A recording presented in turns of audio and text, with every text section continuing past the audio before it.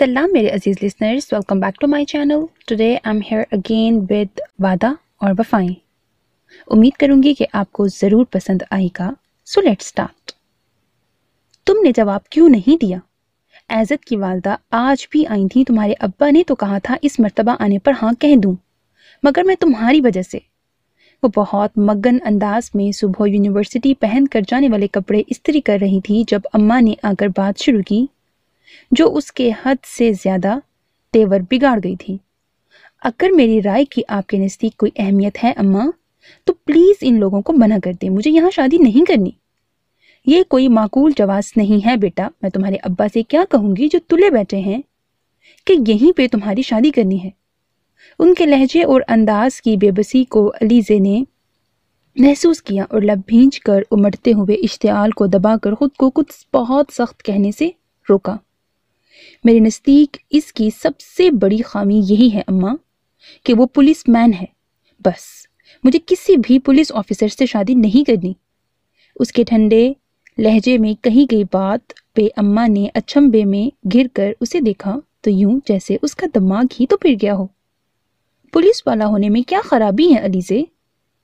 तुम्हारे अब्बा और भाई दोनों पुलिस में हैं। इसीलिए तो नहीं करनी मुझे कि उनके तमाम मामलों से आगाह हूं। वो भी उन्हीं का चहीता है। कैसे मुमकिन है उन जैसा ना हो? मुझे अपनी सारी जिंदगी तो बर्बाद नहीं करनी। वो मुंह ही मुंह में बुड़बुड़ाई जिसे अम्मा ने बहरहाल नहीं सुना, या अगर सुना भी हो तो नज़रअंदाज कर दिया कि इसकी इस मामले में नफ़रत और शिद्दत पसंदी से वो आगाह थी, मगर हमेशा अनजान ही नहीं रहीं। उसका अलग शिकवा था अलीज़े को।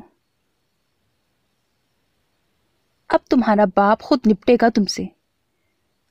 उसकी तजाहिल भरी खामोशी पे अम्मा झुंझला कर कहते पलट गईं तो अलीज़े ने सख्त मूड ऑफ होते इस्त्री का पलग निकाल दिया। क्या करूं मैं? उसका खून खौलने लगा। एक मैं ही रह गई थी जिससे इस मनहूस को ये नाम नेहाद मोहब्बत होना थी। भाड़ में जाए।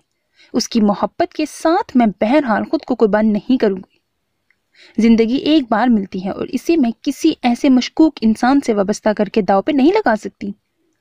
खासी देर की जहनी खौलन के बाद उसने फैसला किया और मुतमईन हो गई। वो शुरू से बहुत शिद्दत पसंद थी, या शायद हसास ज्यादा थी। इसलिए पुलिस वालों से उसका कोई ज़ाती अनात नहीं था कि बगैर वजह किसी से दुश्मनी पाल लेती, वो भी इस सूरत में कि उसके अपने ही घर के दोनों मर्द इस शोबे से वाबस्ता थे। बल्कि बात ये थी कि उसकी नफरत की वजह ही ये दो मर्द थे। भला एक मामूली कांस्टेबल की इतनी तनख्वाह हो सकती थी कि इतने ऐश हो सकते? इतने शाहाना ऐश, बंगला, गाड़ी, नौकर, जबकि अब्बा के बाद भाई मर मर के हवलदार के ओहदे तक पहुंचे थे। वो भी जाने कितनी सिफारिश और रिश्वत के बाद। मोहल्लेदारों, अजीज रिश्तेदारों को उसने मुतअद्दिद बार पीठ पीछे बुराइयां करते और उसके घर वालों के लिए ऐसी ऐसी बातें करते सुना था जिन्हें वो चाहती थी भी तो हजम नहीं कर सकती थी। Next scene. ये वो एक आम ही सा दिन था जब प्रिंसिपल के ऑफिस में वो किसी ज़रूरी काम से आई थी। उन्हें अपने सामने मौजूद शख्सियत से बड़े खुशगवार मूड में महवे गुफ्तगू पाकर वो फितरी तौर पर झिझक सी गई कि सामने बैठे हुए शख्स की नज़रें ही इस किस्म की थीं, दिलचस्पी और भरपूर अंदाज में जायज़ा लेते हुए। सर मैं फिर आ जाऊंगी। प्रिंसिपल साहब के उसे बैठने का इशारा करते हाथ को देखकर अलीज़े ने कतराते हुए अंदाज को इख्तियार किया। अरे नहीं बेटा, आप बैठो, बल्कि इनसे मिलो। ऐज़त रहमान हमारी जामिया के बहुत काबिल फ़ख्र और लाइक फ़ाइक स्टूडेंट रह चुके हैं। आपकी तरह उन्होंने भी पहले मैस कम्युनिकेशन में मास्टर्स की डिग्री ली थी, मगर बाद में CSS किया और पुलिस के शोबे को इख्तियार किया। इन दिनों ये यहीं लाहौर में पोस्टेड हैं और ऐज़त ये हमारी यूनिवर्सिटी की बहुत जीनियस स्टूडेंट हैं। अलीज़े खालिक, इनका शुमार भी उन्हीं शागिर्दों में होता है जिनसे हमें हमारे इदारे ही नहीं बल्कि मुल्को कौम को भी फ़ख्र है। मुझे पूरा यकीन है तुम्हारी ही तरह इसका फ्यूचर भी बहुत ब्राइट होगा। प्रिंसिपल साहब बहुत जोशो खरोश से तारुफ करवा रहे थे, मगर अलीज़े के लिए तो उसका इतना जान लेना ही बेजारी, उकताहट और नागवारी का बाइस बन गया था कि वो भी एक पुलिस ऑफिसर है। जब ही वो मारे बंदे ही वहाँ चंद मिनट बैठी और जब वहाँ से उठी तो इस बात से यकसर बेखबर रही थी कि अपनी तमाम तर बेनियाजी और लात ताल्लुकी बरतने के बावजूद ऐज़त रहमान से एक सीट छोड़कर दूसरी नशिस्त संभालने वाली शऊरी हरकत की बदौलत वो ऐज़त रहमान की नज़रों में ही नहीं, दिल में भी समा चुकी है। और इसी हफ्ते जब वो अपनी वालदा समेत अपने प्रपोज़ल को लेकर उसके घर तक आन पहुंचा तो अलीज़े पे ये इंकशाफ मज़ीद बेजारी और नफ़रत का बाइस बन गया कि वो उसके बाप और भाई का ही सीनियर ऑफिसर है। जब भी उसने मज़ीद कुछ भी सोचे बिना इस रिश्ते से साफ इनकार कर दिया था। नेक्स्ट सीन, वो यूनिवर्सिटी से लौटी तो डाइनिंग रूम में ऐज़त की मम्मी को अम्मा के साथ मौजूद पाकर उसकी पेशानी पे नागवार शिकनों की सूरत उमड़ आई, जिस पे ध्यान दिए बगैर उन्होंने इतने वालेहानापन से, इतनी मोहब्बत, चाहत और लगावट से पसीने में भीगी अलीज़े को गले लगाकर प्यार किया था कि वो मोहब्बत के इस मुजाहिरे पे खफीफ सी होकर रह गई। बस आप लोग सुन लें, मैं इस बार सिर्फ हाँ ही नहीं करवाऊंगी बल्कि शादी की तारीख भी लेकर जाऊंगी। इतनी जल्दी? अम्मी उनके इस मोहब्बत और मान और धौंस पड़े अंदाज पे घबरा कर बौखला कर अलीज़े को देखने लगी, जिसका चेहरा सुर्ख पड़ता उसके ज़ब्त का गवाह था। अरे भाई जल्दी तो ऐज़त को है, इतना दीवाना है, इतना दीवाना कि बस मैं क्या बताऊं, यूं समझें दिन रात मेरे कान खाता है। भले आप लोग ज़्यादा सेलिब्रेशन ना करें, सिंपल कर लें, सारे अरमान हम खुद निकाल लेंगे। उनके लहजे में जो चाहत और कदरदानी थी उसने अम्मा को बेटी के नसीब पे नाजा कर दिया, मगर ऊपर ऊपर से बोली थी, नहीं भाई आप प्लीज़ हथेली पे सरसों ना जमाएं, हमारी पहली औलाद की खुशी होगी, अरमान तो हम भी खूब निकालना चाहते हैं। मैंने बताया ना, जल्दी मैं नहीं ऐज़त कर रहा है, उसका तो बस नहीं चल रहा रात से दिन ना हो और वो अलीज़े को अपनी दुल्हन बना कर ले जाए। अब की बार उन्होंने कदरे हंस कर कहते हुए शरारती नज़रों से अलीज़े को देखा और अलीज़े की बर्दाश्त बस यहीं तक थी। वो एक झटके से उठी और डाइनिंग रूम से निकल गई। भले यह हरकत एटिकेट्स के कितने ही खिलाफ हो, मगर उसे कत्तन परवाह नहीं थी। मगर इस वक्त उसके अंदर कड़वा कसीला धुआं भरने लगा था जब अब्बा ने उसकी रजामंदी को सिरे से अहमियत नहीं दी और वो इस दलदल में धंसती जा रही थी। एहतजाज वो अम्मा के सामने कर सकती थी, मगर उन्होंने साफ दामन बचा लिया ये कहकर के बाप और भाई को कर दो इनकार। और उसकी हिम्मतों को तो अम्मा भी जानती ही थीं, जब ही बेनियाज हो गईं। मगर वो भी अलीज़े थी जिसने इस महाज पे ना हारने का अज़म पुख्ता किया था। बहुत सोचने के बाद उसने फिजा से उसका सेल नंबर मांगा तो जवाबन वो मायनी खेजी से उसे देखते हुए बोली थी, अच्छी तब्दीली है, शादी से पहले खूब अंडरस्टैंडिंग पैदा कर लेना। वो इसे बकवास करता छोड़कर नंबर की स्लिप झपट कर थप थप करती अपने कमरे में आ गई और अपने पीछे दरवाज़ा लॉक्ड कर दिया। इसके बाद इत्मीनान से बेड पर बैठकर अपने सेल से उसका नंबर डायल किया। बेल बज बज कर थकने लगी और जब अलीज़े के सब्र का पैमाना लबरेज होने को हुआ तब दूसरी सिम से कॉल रिसीव कर ली गई। Who is there? उसकी हेलो के जवाब में भारी मर्दाना दिलकश आवाज़ उसकी समातों में उतरी। लहजा मसरूफियत लिए हुए था, मुझे ऐज़त रहमान से बात करनी है। उसे जाने क्यों अपना एतमाद रुखसत होता महसूस हुआ। स्पीकिंग, मगर आप? अलीज़े बात कर रही हूँ, वही जिसके लिए। जी मैंने गेस कर लिया है, इस वक्त मीटिंग में हूँ, call you later, good bye.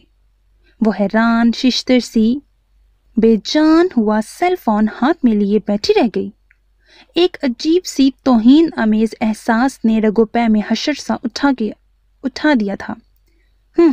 समझता क्या है खुद को, जैसे मैंने तो इश्क का इजहार करने को कॉल की थी, इनकार करना चाह रही हूँ। उसने फोन पटक कर दांत भींच भींच कर गुस्सा निकाला। देखती हूँ कब तक भागेगा, औकात ना याद दिलाई तो मेरा नाम भी अलीज़े नहीं। उसने गुस्से से सेल फोन ही ऑफ कर दिया और अपने भड़के हुए दिमाग को किसी और सिमत लगाने लगी, मगर चैन ही तो नहीं था। पहले सिर्फ गुस्सा था, अब तो तौहीन का भी एहसास था। जब ही रात को फिर उसे फोन करने का सोचकर सेल फोन का स्विच ऑन किया ही था कि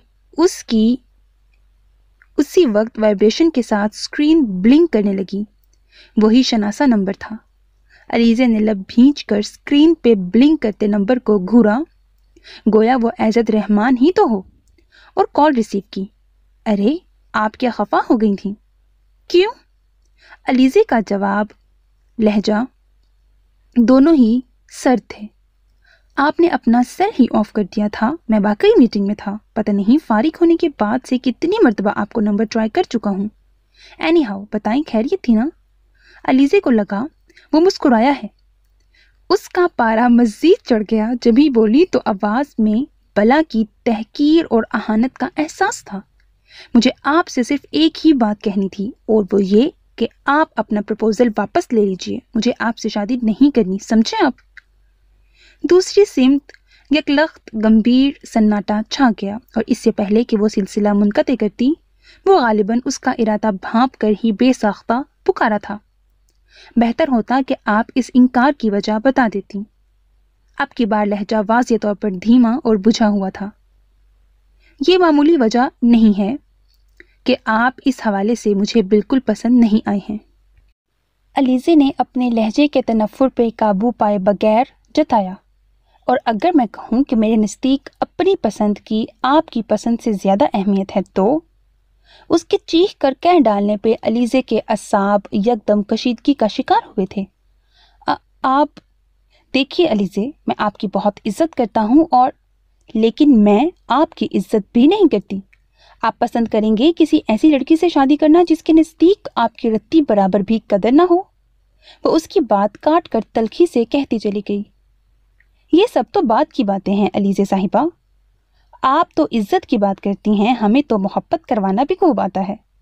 सो बराए करम आप सिर्फ हमारी दुल्हन बनने की तैयारी करें। अलीज़े को उसके जाम, एतमाद और यकीन ने आग सी लगा दी। एक बात याद रखिएगा मिस्टर, अगर आपने ज़बरदस्ती करने की कोशिश की तो मैं खुदकुशी कर लूँगी, मगर ये शादी किसी सूरत नहीं करूँगी, उसने बरहमी से कहा, और राब्ता काट दिया। उसी दम फिर से मोबाइल वाइब्रेट करने लगा, मगर अलीज़े ने फ़ोन उठाकर दराज में लॉक्ड कर दिया। उसका दिमाग हनूज सुलग रहा था। नेक्स्ट सीन, वो क्लास में थी। सर बुखारी का दिया हुआ लेक्चर नोट करते उसका कलम बहुत सरत से लिखने में मसरूफ़ था। तभी उसके बैग में थरथराहट होने लगी। यकीनन उसका सेल फोन वाइब्रेट कर रहा था। उसने यूं ही लिखने में मसरूफ़ रहकर दूसरे हाथ को बैग में डाला और सेल फोन निकाल लिया।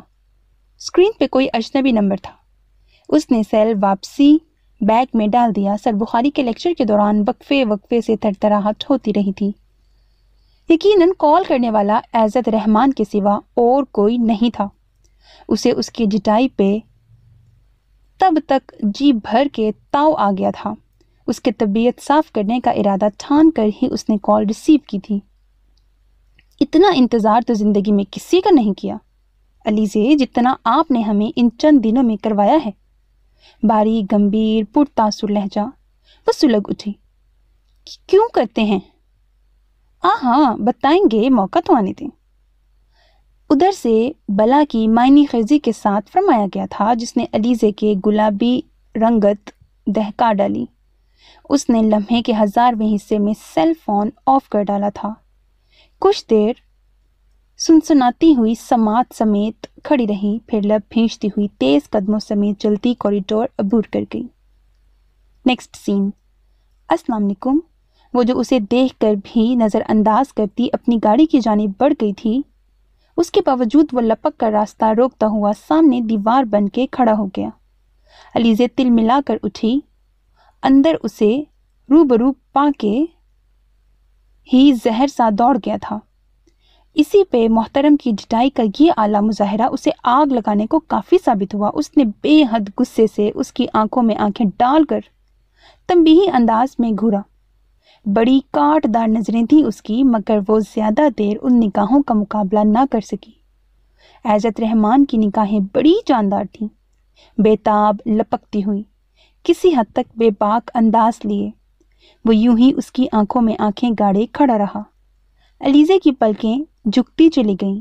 उसे लगा था एज़द रहमान की तलवार जैसी नजरें جیسی نظروں نے اس کے وجود کو چرگا چرگا کر ڈالا ہو۔ عزت رحمان نے اس کی رنگت میں پھیلتی سرخی کو دیکھا اور لبوں پہ فاتحانہ مسکراہٹ سجا لی۔ اس کی اس مسکان میں گویا اپنی آنکھوں کی طاقت کے احساس کا زام اور خمار تھا۔ کیا بدتمیزی ہے یہ!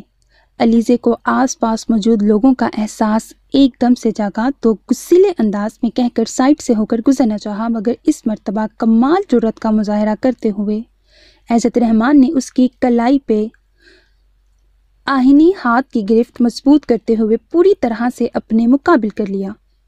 جب تک آپ میری بات کا جواب نہیں دیں گی میں آپ کو کہیں بھی نہیں جانے دوں گا۔ عزت رحمان کا لہجہ ہی نہیں انداز بھی بھپرا ہوا تھا، اور یہ غصہ، یہ خفگی، اپنی نظر اندازی پہ وہ نہ تو اس کی کال ریسیو کر رہی تھی، نہ اس سے اس وقت ملی تھی جب وہ گھر پہ اس سے اس کے انکار کی وجہ پوچھنے آیا تھا۔ آپ کو اپنی نہیں تو کم از کم میری عزت کا ہی خیال کرنا چاہیے۔ غم و غصے اور خفت سے اس کی آواز بھرا گئی تھی۔ عزت رحمان نے بغور اسے دیکھا اور ہاتھ چھوڑ کر کاندھے اچکاتے ہوئے اپنی گاڑی کے کھلے دروازے کی سمت اشارہ کرتے ہوئے بے نیازی سے بولا، وہاں بیٹھ کر میری بات سنیں پہلے۔ علیزے یوں ہی بھچے ہوئے ہونٹوں سمیت اس کی ہمراہی میں چلتی فرنٹ سیٹ پر بیٹھی اور دروازہ لاکڈ کر دیا۔ عزت نے اس کے لاچار اور ہارے ہوئے انداز کو ملاحظہ کیا اور ایک بار پھر تفاخرانہ انداز میں مسکرایا۔ کتنی اچھی لگ رہی ہیں آپ، اس طرح سے میرے سامنے بے بس ہوتی۔ اس کی چمکدار سیاہ آنکھوں میں شرارت کا عکس تھا۔ علیزے کی آنکھیں بھیگ گئیں۔ بہت گھٹیا مزاج ہے آپ کا، کسی کی بے بسی سے ہز اٹھانا کمینے لوگوں کی پہچان ہے۔ وہ ایک دم پھٹ پڑنے کے انداز میں بولی تو اسے بھرپور اور دلچسپ نظروں سے دیکھتا عزت کھلکھلا کر ہنس پڑا۔ آئی اگری ود یو، ویسے یاد رہے یہ جوابی کارروائی ہے میڈم، اس سے قبل آپ خوب میری بے بسی سے لطف اٹھا چکی ہیں۔ شٹ اپ، مجھے بالکل کوئی ضرورت نہیں تھی آپ کی کسی تھرڈ کلاس حرکت سے ہز اٹھانے کی۔ ایک بار منع کر دیا سو کر دیا۔ کیوں آپ پاس نہیں آ رہے پھر بھی؟ وہ جھنجھلاہٹ زدہ انداز میں بولتی چلی گئی۔ عزت رحمان نے بہت پرسکون انداز میں اس کی بات سنی، پھر گہرا سانس کھینچ کر نرمی سے گویا ہوا، علیزے، آپ پہلی نظر کی محبت پہ یقین رکھتی ہیں؟ مجھے آپ سے پہلی نظر کی محبت ہو گئی تھی اس دن۔ مجھے آپ کی اس رام سٹوری سے قطعی کوئی دلچسپی نہیں ہے، پلیز مجھے جانے دیجیے، اور آئندہ کبھی اس قسم کی فضول حرکت سے گریز کیجیے گا۔ اس کی بات قطع کر کے وہ کسی قدر نخوت اور برہمی سے کہہ گئی، اوکے آپ جائیے، مجھے واقعی یوں رستے میں آپ کو روکنا نہیں چاہیے تھا، یہ ایک غیر اخلاقی حرکت ہے، سوری۔ علیزے نے قدرے حیرانگی سمیت اسے دیکھا، شاید اسے عزت سے اتنی آسانی سے جان چھوٹ جانے کی توقع نہیں تھی۔ عزت نے اس کی کیفیت کو سمجھا اور بے ساختہ مسکرایا، بھئی پریشان مت ہوئیے، ہم سے اب آپ کی ملاقات ہماری خوابگاہ میں ہوئی مکمل طور پہ حق کے ملکیت کے ساتھ۔ اس نے آگے کی سمت جھک کر دروازہ کھولا۔ مقصد واضح تھا، گویا اب وہ جا سکتی ہے، اور وہ تن فن کرتے ہوئے باہر نکل گئی تھی۔ اور پھر اس کی کہی بات سچ ثابت ہوئی۔ علیزے کی کوئی پیش نہیں چلی اور نہ صرف عزت کو ہاں کہہ دی گئی بلکہ ساتھ ساتھ شادی کی بھی تاریخ طے کر دی گئی۔ علیزے کو لگا گویا وہ ایک دم سے خالی ویران ہو گئی ہے، جلنے کڑنے کے سوا اور بس بھی وہ کیا کر سکتی تھی۔ یہ جلن اور کڑھن جب بے بسی کا روپ دھارتی تو بہتے آنسوؤں کے ساتھ عزت رحمان کو کوستے بیٹھ جاتی۔ اس وقت بھی اس نے شادی کے سلسلے میں ہونے والی تیاریوں کو دیکھا تھا اور اندر اترتی تھکان اور بے بسی کو محسوس کرتی خود پہ ضبط کھو بیٹھی۔ ایسے میں فضا کی شامت ہی آئی ہوئی تھی کہ اس سے رونے کی وجہ پوچھ بیٹھی، نصیب پھوٹے ہیں میرے، کیا پھر بھی نہ رو؟ گلے پہ چھری بھی چلا دیتے ہو اور چاہتے ہو کہ کوئی آواز بھی نہ نکالے۔ تم کبھی بھی اندازہ نہیں کر سکتی کہ ابا کے اس جبری فیصلے نے مجھے کس اذیت میں مبتلا کر دیا ہے۔ وہ بیچارگی سے رو پڑی اور یوں ہی روتے ہوئے مزید گویا ہوئی تھی، جب سے ہمارے گھر میں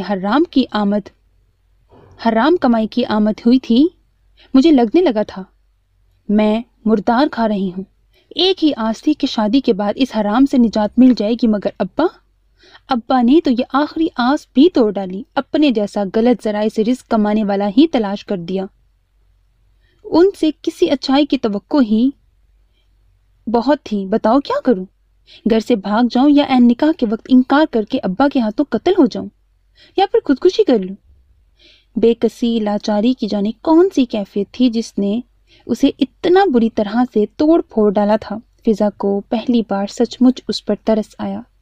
علیزے، تمہیں ایک امید بھی رکھنی چاہیے، ہو سکتا ہے عزت بھائی ایسے نہ ہوں۔ اس نے فضا کی بات سن کر زور سے سر جھٹکا۔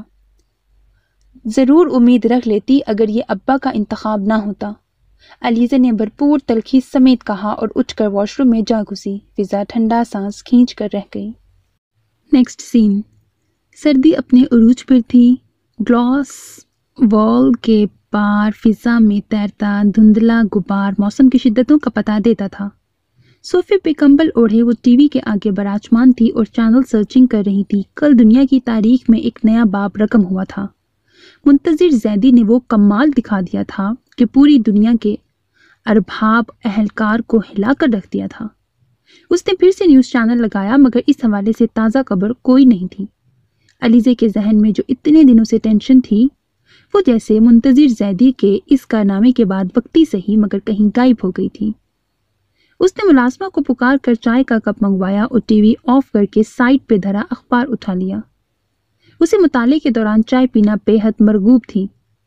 اندرونی پیج کھولتے ہوئے اس کی نظریں اسکائی واچر کے کالم پہ ٹہل گئیں۔ اسے اس کالمسٹ کا تیکھا لہجہ اور صاف کو انداز بہت بھاتا تھا۔ جب ہی دلچسپی سمیت پڑھنے لگی۔ سپر پاور کے سپر مین کی رخصتی اتنی ہی یادگار اور تاریخی ہوگی جتنی کہ دکھائی جا رہی ہے۔ ایک چھوٹا سا کمرہ سیکیورٹی اور صحافیوں سے بھرا ہوا۔ روسٹرم پہ 2 حکمران، ایک حاکم اور دوسرا محکوم۔ 21ویں صدی کا چنگیز۔ ایک سمندر شرمندگی اور ندامت کا بھی ہوتا ہے۔ ہر فرعون وقت کے لیے عصائے کلیم الگ الگ انداز کے ہوتے ہیں۔ نفرت اور احتجاج کا یہ انوکھا انداز تاریخ کے صفحات پر رقم ہو گیا ہے۔ اوفو، آخر منتظر زیدی نے پہلے پریکٹس کیوں نہیں کی تھی؟ دونوں نشانے خطا ہو گئے۔ آئی تھنک یہ فنٹاسٹک آئیڈیا پریس کانفرنس کے دوران ہی موصوف کے دل و دماغ میں آیا ہوگا۔ ملازمہ کی مداخلت پہ وہ تحریر کے سحر سے نکلی اور جب اس بریکٹ میں مارے گئے دلچسپ فکرے پہ مسکراتے ہوئے اس نے چائے کا کپ لے کر ہونٹوں سے لگایا تو بہت دنوں بعد طلوع ہونے والی اس مسکان کو ملازمہ نے بڑی خوشگواریت سمیت دیکھا اور جا کے فضا کو بتا کر تسلی دی کہ بیوی تو بہت خوش ہے۔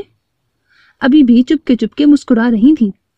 فضا نے اندر جھانکا، وہ لبوں پہ مسکان لیے اخبار پہ جھکی ہوئی تھی۔ وہ بھی کسی قدر مطمئن ہو کر پلٹ گئی۔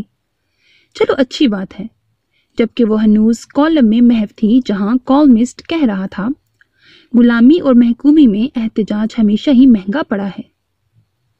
ہاں میاں منتظر زیدی، کمال کر دیا تم نے بھی۔ سپر مین، ذرا شانہ ادھر لاؤ اور ایک شاباشی کی تھپکی وصول کرو۔ دول دھپتا تم سے سراپا ناز کا شیوا نہیں، مگر پیش قدمی حد سے آگے بڑھے تو احتجاج ناگزیر ہے۔ واقعہ سخت ہے اور یہ طے ہے کہ تمہیں جان عزیز نہیں ہے، ہونی بھی نہیں چاہیے۔ مرد مجاہد کو کوئی تو طریقہ ہو اپنی بیزاری اور نفرت ظاہر کرنے کا۔ اگر دنیا میں اظہار محبت ہے تو اظہار نفرت بھی اپنی جگہ موجود ہے اور اٹل ہے۔ تو پھر یوں ہی صحیح، بھلا کوئی کب تک لبوں کو سیے وضع احتیاط سے دم رکنے لگتا ہے؟ گریبان چاک کرو اور دامن تک لے آؤ، اپنا بھی اور دوسرے کا بھی۔ جی کا بوجھ کسی طور تو ہلکا ہو۔ سن لو، بہت داد وصول کرو گے دنیا سے، مگر خالی خولی داد۔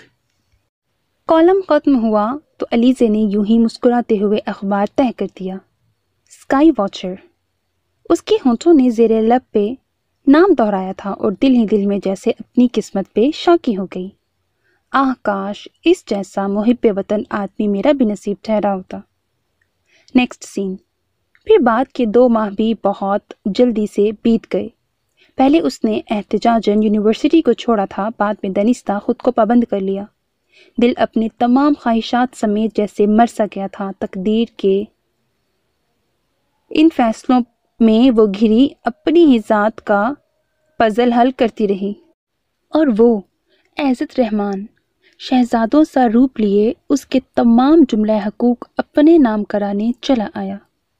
ریڈش اورنج کلر کے غرارے سوٹ میں میچنگ کے قیمتی زیورات اور گہنوں سے سجی وہ اس پل گویا کوئی مغلیہ شہزادی کا سروپ لیے ہوئے تھی، اور ساتھ بیٹھا عزت رحمان اپنی ٹھٹکا دینے والی مردانہ وجاہتوں اور سبز آنکھوں کے ساتھ اس کا صحیح حقدار لگ رہا تھا۔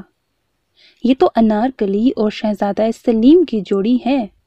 عزت کی ممی نے ان کی نظر اتارتے ہوئے مسکرا کے تعریف کی تھی تو وہاں سننے والی ہر آنکھ میں تائیدی مسکراہٹ تھی۔ میرے بیٹے کی پسند واقعی بہت اعلیٰ ہے۔ ان کی خوشی قابو سے باہر تھی۔ بہت ساری رسموں کی ادائیگی کے بعد علیزے عزت کے سنگ رخصت ہو کر اس کے روشنیوں سے چمکتے پھولوں سے مہکتے گھر میں چلی آئی، جہاں اس کا استقبال ایسے ہی کیا گیا تھا جیسے کسی ملکہ کا اس کی راجدھانی میں کیا جاتا ہے۔ ایک بار پھر رسموں کا نہ ختم ہونے والا سلسلہ شروع ہو چکا تھا۔ علیزے جس قدر خاموش اور گمسم تھی، عزت اسی قدر چہک رہا تھا، اور اس کے شوخیوں شرارتوں سے بھرپور معنی خیز لہجے اور ذو معنی فکروں کو سنتی وہ اندر ہی اندر تلملاتی رہی۔ عزت کی ممی نے جب لڑکیوں کو مزید رسموں سے ٹوک کر اسے عزت کے کمرے میں لے جانے کا حکم دیا، تب عزت کے دوست اور کزنز اس کے گرد جمع ہو گئے تھے۔ ان سے 1 گھنٹے بعد جان چھڑا کر وہ اپنے کمرے کی جانب بھاگا تو بیڈ روم کے دروازے پہ اس کی نوخیز اور شرارتی سی کزنز نے اسے وہیں روک کر نیک کی فرمائش شروع کر دی تھی۔ ہنسی مذاق اور شوق و شنگ فکرے جنہیں وہ بھی خوب انجوائے کرتا رہا۔ جس پل وہ ان سے نپٹ کر اندر آیا، علیزے کو جہازی سائز بیڈ پہ اکتائے ہوئے انداز لیے بیٹھے دیکھ کر بے ساختہ مسکرایا۔ کسی طرح سے بھی وہ خمار آلود نظریں اس کی منتظر نہیں لگ رہی تھیں، مگر اس وقت عزت کی خوشی کا باعث بس اسے پا لینے کا خمار آلود احساس ہی تھا۔ سوری یار، دراصل یہ لوگ ہیں ہی اس قدر شرارتی کہ مجھے نہ چاہتے ہوئے بھی دیر ہو گئی۔ بیڈ کے گرد پھیلی لڑیوں کو ہٹا کر بیڈ کے کنارے ٹکتا ہوا وہ آہستگی سے مسکرا کر گمبھیر آواز میں بولا تو جواباً علیزے بری طرح تڑک گئی تھی۔ آپ سے کس احمق نے کہا کہ میں آپ کے انتظار میں بیٹھی آپ کی راہ تک رہی ہوں؟ حد ہے بھائی، ابھی تک سلامت ہے یہ خوشگمانی تو؟ اس کے پرنخوت طنزیہ اور کاٹ دار جواب پہ عزت نے بس خاموش سا ہو کر اس کے بے پناہ کشش کے حامل نازک سراپے کو دیکھا تھا، اور اتنی دیر تک دیکھا تھا کہ وہ بری طرح سے کنفیوز ہو گئی۔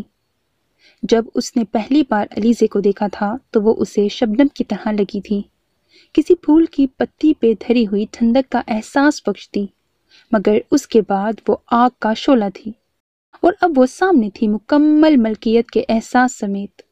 پھر وہ خود پہ جبر کیوں کرتا بھلا؟ مگر علیزے تو اس کی جسارت پہ آگ بگولا ہو گئی تھی۔ ایک جھٹکے سے ہاتھ چھڑایا اور متفرانہ نظروں سے اسے دیکھ کر دبے ہوئے لہجے میں چیخ پڑی تھی، میں نے آپ کو بتا دیا تھا کہ میں آپ کو پسند نہیں کرتی، مگر میں تو تمہیں پسند کرتا ہوں ڈارلنگ۔ ابھی تو صرف مجھے محبت کرنے دو، اور اس سے تم مجھے روک نہیں سکتی، بیکاز باقاعدہ پرمٹ حاصل کیا ہے نکاح کی صورت۔ اس کی سبیح پیشانی پہ انگشت شہادت سے لکیر کھینچتے ہوئے وہ اس پہ جھک کر جتانے والے انداز میں بولا، تو اس کے سرگوشیانہ لہجے کے خمار آلود بھاری پن اور شرارت پہ علیزے کے حواس مزمل سے ہو گئے۔ اس کی آنچ دیتی قربتوں میں وہ ایک دم گویا اپنی ساری تراری بھول کر سٹپٹا سی گئی۔ اسے لمحے کے 1000ویں حصے میں اپنی کمزوری کا احساس جاگا تو جسم و جاں میں ایک سنسنی سی اتر آئی۔ دیکھو علیزے، جو بھی وجہ اختلاف ہے اسے بات کے لیے اٹھا رکھو، اور ابھی میری محبتوں کو ویلکم نہیں بھی کہہ سکتی تو کم از کم یہ احتجاج مت کرو، کیونکہ یہ بات تو طے ہے کہ میں اتنی شاندار گھڑیوں کو وضاحتوں کی نظر کرنے کے موڈ میں بالکل بھی نہیں ہوں۔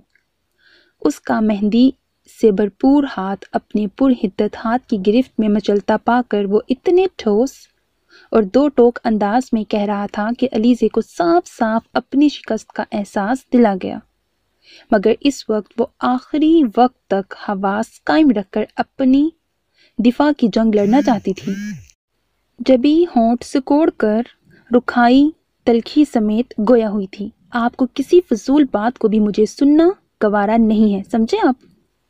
اس نے پوری قوت صرف کر کے اپنا ہاتھ اس کی گرفت سے آزاد کرا لیا۔ اس سے پہلے کہ ایزد جواب میں کچھ کہتا، اس کا سیل فون بجنے لگا۔ پاک سرزمین شاد باد، کیشور حسین شاد باد۔ ایزد نے ایک نظر اس کے تنے ہوئے چہرے کو دیکھا، پھر کوٹ کی جیب سے سیل فون نکال کر اسکرین پہ موجود نمبر دیکھ کر فوراً سے الرٹ ہوا۔ ہیلو سر، السلام علیکم۔ جی sir, yes sir, no sir, don't mind it sir, it's my job sir, no problem sir, no sir, no mention. اس کا مؤدب لہجہ آخر میں مسکراہٹ اور جھیپ سے نکھر گیا۔ علیزے پہ ایک نگاہ ڈال کر وہ جھیپتی ہوئی ہنسی ہنسا۔ نو سر، وہ بھی مائنڈ نہیں کریں گی، ڈونٹ وری۔ ایزد نے سیل فون جیب میں رکھا اور بہت عجلت بھرے انداز میں اٹھ کر ڈریسنگ روم میں چلا گیا۔ وہ جو کچھ نافہم سے انداز میں تب سے اسے دیکھ رہی تھی، لاشعوری طور پر ہی صحیح اسے اندر غائب ہوتے پا کر سر جھٹک کر اپنی کلائی میں بھری سونے کی خوبصورت چوڑیوں سے کھیلنے لگی۔ دروازہ کھلنے کی آواز پہ وہ یوں ہی متوجہ ہو گئی تھی، مگر اسے پینٹ کوٹ کی جگہ فل یونیفارم میں ملبوس دیکھ کر وہ کچھ چونک سی گئی، جبکہ وہ اس کی نظروں کو محسوس کر کے بھرپور انداز میں مسکرایا تھا۔ سوری بیوی، تم سے واپس آ کے ذرا دو ہاتھ کرتا ہوں۔ حالانکہ اس حسین مارکے کا ارادہ تو میرا ابھی کا تھا، مگر ایسا ہے کہ ابھی مجھے آفس سے کال کر لیا گیا ہے۔ بہرحال اپنی گولڈن نائٹ تو گئی، تمہاری وجہ سے نہ صحیح، میرے اپنے ہی کام کی وجہ سے صحیح۔ اینی ویز، اپنا خیال رکھنا۔ اس کی کس قدر حیران سی آنکھوں میں جھانک کر کہتا وہ اس کے نزدیک آیا اور اسے ایک دم غیر متوقع طور پہ اپنے مضبوط بازوؤں کے حصار میں جکڑ کر پوری قوت سے بھینچ ڈالا۔ پرشوق نگاہیں، آنچ دیتا ہوا لہجہ، محبت بھرا نرم گرم انداز، اس کے لہجے میں معنی خیزی ہی معنی خیزی تھی، جبکہ علیزے کو یقیناً اس سے اس حد تک بڑی ہوئی جرأت کا اندازہ نہیں تھا۔ جب ہی اتنا بدحواس ہوئی کہ مزاحمت کرنا بھی بھول کر اس کے حصار میں حق تک سی کھڑی رہ گئی، یہاں تک کہ ایزد نے خود ہی اسے اپنے آپ سے الگ کیا تھا۔ ہو گئی نا بولتی بند؟ ارے جناب، ابھی تو یہ صرف ہلکا سا مظاہرہ ہے اپنے حقوق اور اس کے اظہار اور وصولی کے انداز کا۔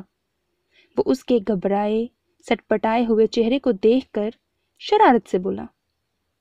علیزے اس کی ذو معنی متبسم نظروں سے جزبز ہوتی خجالت اور خفت سے سرخ چہرہ لیے کتراتے ہوئے انداز میں نظریں چرانے لگی۔ دل اس کی سحر انگیز قربت کے چند لمحات کے زیر اثر فطری حجاب کے حصار میں گر چکا تھا۔ گال دہک سے گئے تھے تو کانوں سے جیسے ابھی تک دھواں نکل رہا تھا۔ اپنی بے چارگی کے احساس نے پہلے خفت زدہ کیا، پھر آنکھیں نمکین پانیوں سے بھر گئیں۔ وہ لب کاٹتی ہوئی تیزی سے پیچھے ہٹ گئی۔ تم اس لیے رو رہی ہو نا کہ میں چھوڑ کر جا رہا ہوں پہلی رات کی نئی نویلی دلہن کو؟ سائڈ ٹیبل سے گاڑی کی چابی اٹھاتا ہوا بھی وہ شرارت سے باز نہیں آیا۔ علیزے کا چہرہ کچھ غصے کچھ شرم سے سرخ پڑا کہ اس کی آنکھوں سے شرارت ہی ایسی ٹپک رہی تھی۔ آپ مجھے ہمیشہ کے لیے بھی چھوڑ کر چلے جائیں گے نا تو میں تب بھی نہیں رہوں گی، انڈرسٹینڈ؟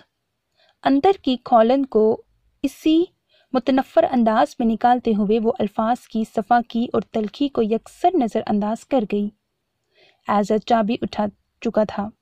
اس بات نے اس کا چہرہ چند ثانیوں کو بالکل پھیکا کر دیا، مگر اگلے ہی لمحے وہ خود کو سنبھال کر اسی خوشگوار موڈ کے ساتھ بولا تھا، فرق تو پڑے گا میم، میں نے کہا تھا نا کہ میں محبت کروانے کے ڈھنگ سے بخوبی آگاہ ہوں، سو ڈونٹ وری، زندگی سلامت رہی تو واپسی پہ اس مہم کا آغاز اللہ کا نام لے کر دیں گے۔ Good by. اس کی آنکھوں میں جھانک کر بھرپور اعتماد سے کہتا وہ اس کے گال تھپک کر ایڑیوں کے بل گھوما اور مضبوط قدم اٹھاتا کمرے سے چلا گیا۔ علیزے کا خون کھولنے لگا، غصے کی شدید لہر نے اٹھ کر دماغ کو دہکانا شروع کر دیا۔ بے بسی کا احساس ایک دم اس پہ حاوی ہوا اور وہ بستر پہ گر کر گھٹ گھٹ کر رونے لگی۔ اگلی صبح ہنگامہ خیز تھی۔ مما تو باقاعدہ خفا ہو گئی تھی عزت سے۔ جس پل وہ تھکا ہارا واپس آیا، مما اس سے بھی پہلے سے اس کے بیڈ روم میں گویا اس کی گوشمالی کے لیے موجود تھیں۔ کہاں تھے تم؟ ڈیوٹی پہ، وہ سخت گڑبڑایا۔ شادی کے دن بھی؟ انہوں نے کڑے لہجے میں سوال کرتے ہوئے آنکھیں نکالی۔ مما وہ کال ایزی، وہ زور سے دھاڑی تو عزت خائف سا ہوتا بات ادھوری چھوڑ گیا۔ کتنی بری بات ہے بیٹا، دلہن کے ساتھ اتنی زیادتی، کتنا خراب ہوا ہے تمہارا امیج۔ اس وجہ سے کمرہ ڈیکوریٹ کروایا تھا؟ انہوں نے اس کے چہرے سے نگاہ ہٹا کر بھرپور خفگی سمیت پھولوں سے خوبصورت انداز میں سجے بیڈ روم کو متاسفانہ نظروں سے دیکھا تو عزت نے گہرا سانس کھینچا۔ مما پلیز، میں نے کوئی غلط کام تو نہیں کیا؟ مجھے اپنے فرائض کو نبھانا آتا ہے، مگر ماما رات اگر میں اپنی خوشی کو ترجیح اور فرض سے کوتاہی کر جاتا تو شاید کبھی خود کو معاف نہیں کر سکتا تھا۔ بہت اہم کیس تھا یہ، میری کئی مہینوں کی محنت کا سمجھ لیں، رات ہی سلا ملا ہے۔ تمہیں یہی رات ملی تھی ریڈ کرنے کو؟ مما کی خفگی وضاحت کو پا کر بھی ہنوز تھی۔ انفیکٹ موم، ریڈ کا ارادہ تو ہمارا آج رات کا تھا، مگر چونکہ ہمارے آدمی انہیں واچ کر رہے تھے، ان کی اطلاع پہ کل رات ہی ریڈ کرنا پڑا۔ بہت کامیاب آپریشن رہا ہے، میری شادی میرے لیے مبارک ثابت ہوئی ہے۔ وہ مسکرا رہا تھا۔ مگر بیٹا، دلہن علیزے کیا سوچتی ہوگی؟ وہ ہنوز فکر مند تھیں۔ عزت نے ان کے گلے میں بازو حائل کرتے ہوئے کہا، میں اسے منا لوں گا ماما، ڈونٹ وری۔ اس نے اسی پل واش روم کے دروازے سے اندر داخل ہوتی ہوئی علیزے کو گہری نظروں سے دیکھا، جس کا لباس تبدیل ہو چکا تھا۔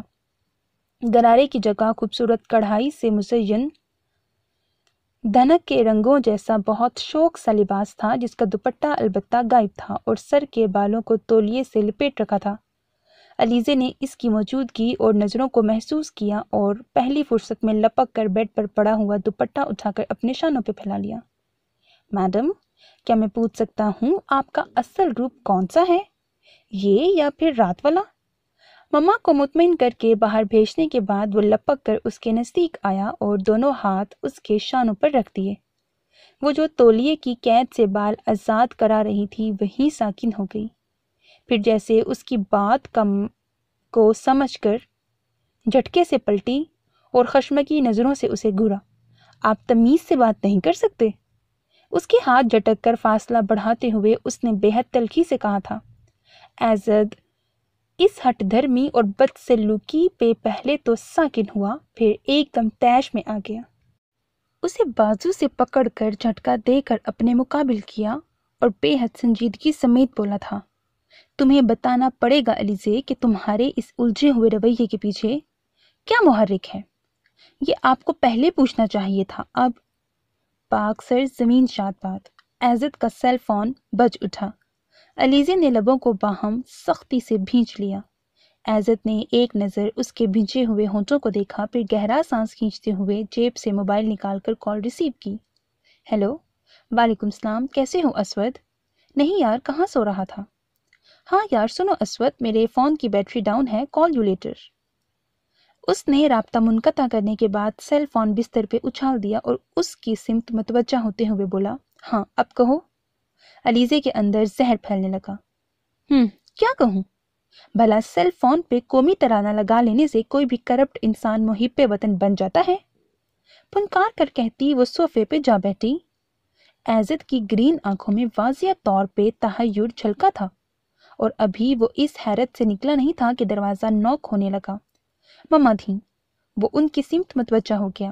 علیزے بیٹا، آپ کی بہن اور اماں ناشتہ لے کر آئی ہیں، کہیں بھجوا دوں یا؟ نو مما، آپ ان لوگوں کو بھی یہیں بلوا لیں، میں فریش ہو لوں، پھر اکٹھے ہی ناشتہ کرتے ہیں۔ اس کی بجائے عزت نے جواب دیا اور ماما مسکرا کر پلٹ گئیں۔ عزت اسے دیکھے بغیر واش روم کی سمت بڑھ گیا۔ جب وہ فریش ہونے کے بعد آف وائٹ کڑھائی والے کرتے شلوار میں واش روم سے باہر آیا تو علیزے اماں اور فضا کے ساتھ بہت مدھم لہجے میں کچھ بات کر رہی تھی۔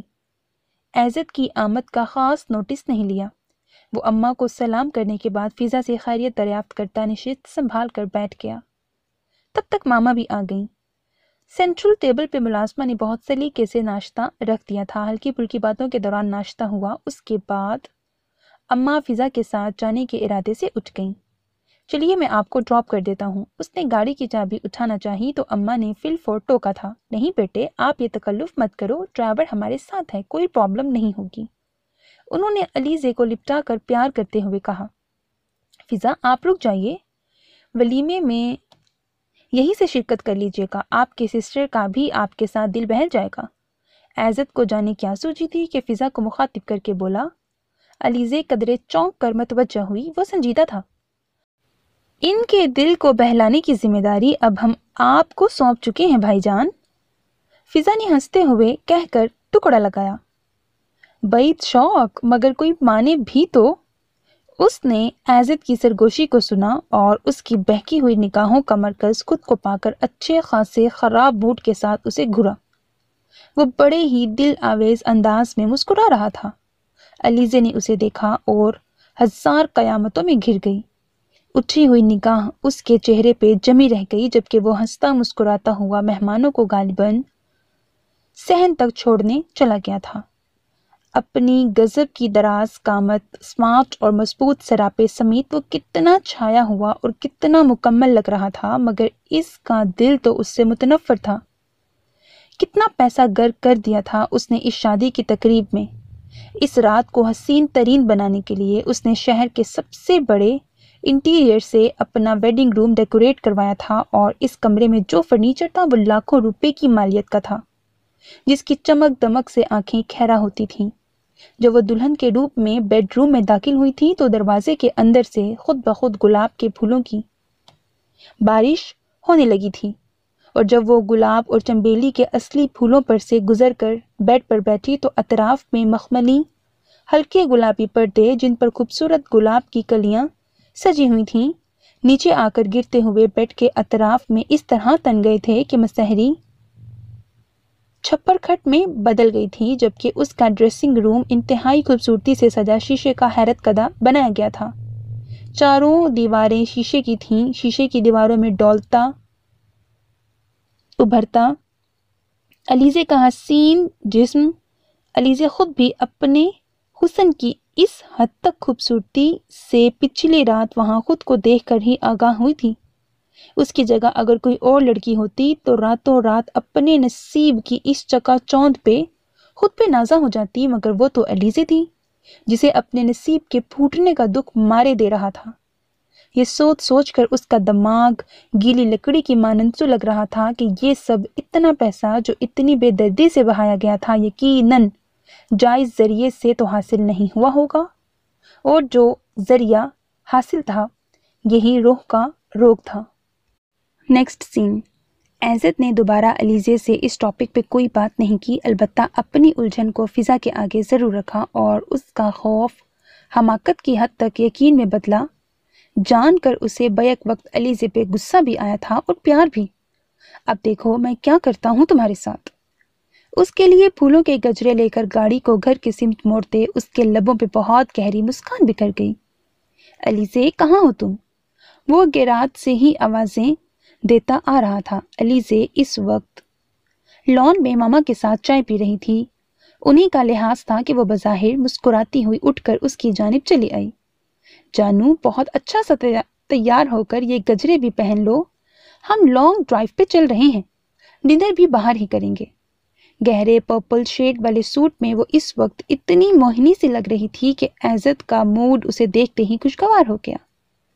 اسے وہ معمولی شکوہ بھی ہوا میں تحلیل ہوتا محسوس ہوا، مگر لمحاتی خوشی تھی جب ہی عارضی ثابت ہوئی اور پر لگا کر خوش رنگ تتلی کی طرح چھونے سے قبل ہی اڑ گئی۔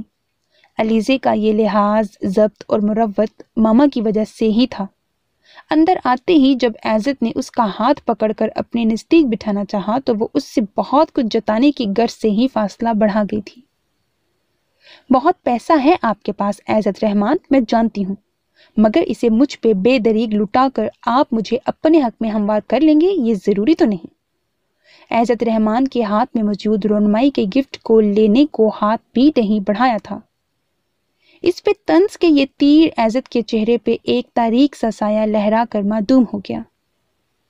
وہ اسے قدم قدم پہ ڈس ہارٹ کر رہی تھی، اس کی محبت کی توہین کرتے ہوئے بار بار اس کے جذبات کو مجروح کر رہی تھی، اور یہ رونمائی کا تحفہ کس قدر قیمتی تھا یہ اس کی چمک دمک ہی بتا رہی تھی۔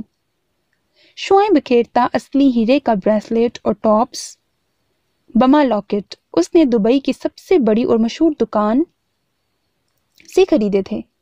اسے ذاتی طور پر گولڈ پسند نہیں تھا، وائٹ گولڈ میں ڈائمنڈ، پرل اور سٹون لگوائے تھے۔ وہ تحفہ کتنا بھی قیمتی ہوتا مگر عزت رحمان کی خالص کھری محبت اور سچے جذبوں سے زیادہ قیمتی نہیں تھا۔ پھر اسے ٹھکرانے کا اتنا دکھ کیوں جبکہ وہ اس سے پہلے خود اس کو بھی ٹھکرا چکی تھی؟ کچھ پل لگے تھے اسے خود کو سنبھالنے میں۔ جب خاصی دیر بعد بولا تو لہجہ نارمل ہی تھا۔ سب سے پہلے تو یہ سن لو تم کہ میں نے تم سے شادی اس لیے نہیں کی تھی کہ تم مجھ سے اتنے فاصلے پہ جا بیٹھو اور میں کچھ بھی نہ کر سکوں۔ اس کا ہاتھ پکڑ کر آہستگی سے اپنے پہلو میں گھسیٹتے ہوئے اس نے پہلی ملاقات کا حوالہ دیتے جیسے اس پہ بہت کچھ جتایا، پھر اس کے بالوں میں سے کیچڑ نکالتے ہوئے گمبھیر سرگوشی سے ملتی جلتی آواز میں بولا، آج میں فضا سے ملا تھا، پتہ ہے کیوں؟ عزت نے زبردستی اسے باری باری نیکلس، ٹاپس اور لاکٹ پہناتے ہوئے اس کے تاثرات ملاحظہ کیے، جہاں بیزاری، اکتاہٹ یا پھر اپنی بے بسی کے سوا اور کوئی تاثر بھی نمایاں نہیں تھا۔ مجھے حیرت ہوئی علیزے، تم مجھے اتنا غلط سمجھتی ہو یار، بنا جانے ہی کسی پر فرد جرم عائد کر دینا تو بہت غلط بات ہے نا؟ وہ بہت مگن انداز میں اس کے آویزوں کو چھیڑتا ہوا کہہ رہا تھا جبکہ علیزے نے زہر خوند سی مسکرائی تھی۔ اوہ، تو گویا اب آپ بھی سوائیاں پیش کریں گے میرے ابا اور بھائی کی طرح؟ مگر صاحب یہ تو بہت پرانے ہتھ کنڈے ہیں کسی کو بیوقوف بنانے کے لیے، مگر میں تو آپ کی باتوں پہ یقین کرنے والی نہیں ہوں۔ وہ تنفر سے کہتی ایک جھٹکے سے اٹھی تھی کہ عزت نے ہاتھ پکڑ کر زبردستی روک لیا۔ Alizeh, this is not fair. Not fair? وہ طنز اور حقارت سے ہنسی۔ اور جو کچھ آپ کر رہے ہیں، کرتے رہے ہیں، وہ فیئر تھا؟ دیکھیے عزت صاحب، میں آپ کو پہلے ہی بتا چکی ہوں، یاد دہانی کو باور کروا دوں کہ مجھے آپ سے نفرت ہے اور ہمیشہ رہے گی۔ جس طرح سے آپ نے زبردستی مجھے حاصل کر لیا ہے، اس طرح اگر اپنے باقی حقوق بھی وصول کر لیں گے تو بھی یہ نفرت ختم نہیں ہونے والی، بلکہ آپ کی حرکتیں اس میں مزید اضافہ ہی کریں گی۔ اور میں جانتی ہوں آپ جیسا ہوس پرست انسان آخر کیوں کر خود پہ قابو رکھ پائے گا، اور میں آپ کی جانب سے کمینگی کے مظاہرے کی منتظر رہوں گی۔ وہ آگ برسا کر خود ایک جھٹکے سے پلٹ کر چلی گئی۔ عزت ساکن بیٹھا تھا۔ نیکسٹ سین، اس کے کمرے میں بہت اندھیرا تھا۔ وہ سائڈ ٹیبل پہ دھرے لیمپ کو جلا اور بجھا رہا تھا۔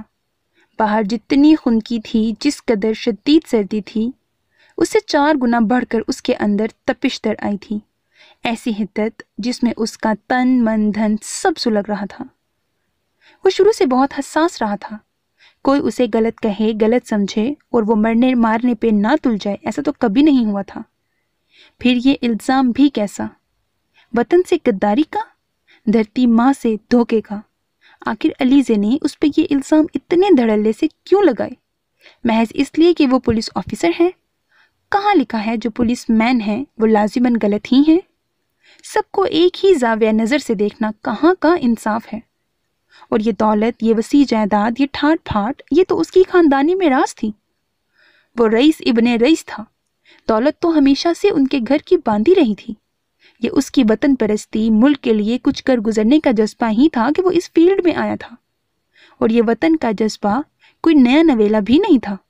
وہ بچپن سے ہی بہت جذباتی رہا تھا، ملک کے لیے تقریریں، جلوس، وہ ہر کام میں آگے اور نمایاں ہوا کرتا تھا۔ کالج، یونیورسٹی کے زمانے سے ہی وہ اسکائی واچر کے کلمی نام سے لکھتا تھا، اور اس کے کالمز کی اندرون ملک ہی نہیں، ملک سے باہر بھی ایک دھوم تھی، مگر وہ خود کو ظاہر کیے بنا آج تک یہ کام کرتا آ رہا تھا۔ علیزے کے معاملے میں وہ بے بس ہو گیا تھا۔ یہاں تو اس کے ساتھ وہ معاملہ ہوا تھا کہ وہ آئی تھی، اس نے دیکھا اور بس فتح کر لیا۔ اسے علیزے کی خوبصورتی نے نہیں، بے نیازی، وقار اور انداز کے محتاط پن نے اسیر کیا تھا۔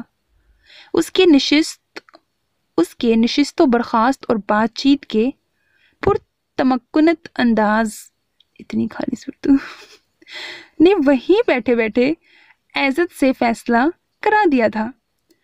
اس سے شادی کا فیصلہ اور پرنسپل صاحب سے جب عزت نے علیزے کا نام اور کوائف وغیرہ پوچھے تو اسے یہ جان کر دھچکا لگا کہ وہ کانسٹیبل خالق فرمان کی بیٹی اور ایس ایچ او ارشد خالق کی بہن ہے. فرمان اور ارشد اسی کے ڈپارٹمنٹ میں اس کے ماتحت تھے، مگر کس طرح سے اور کس حد تک کرپشن میں مبتلا تھے وہ اچھی طرح سے جانتا تھا.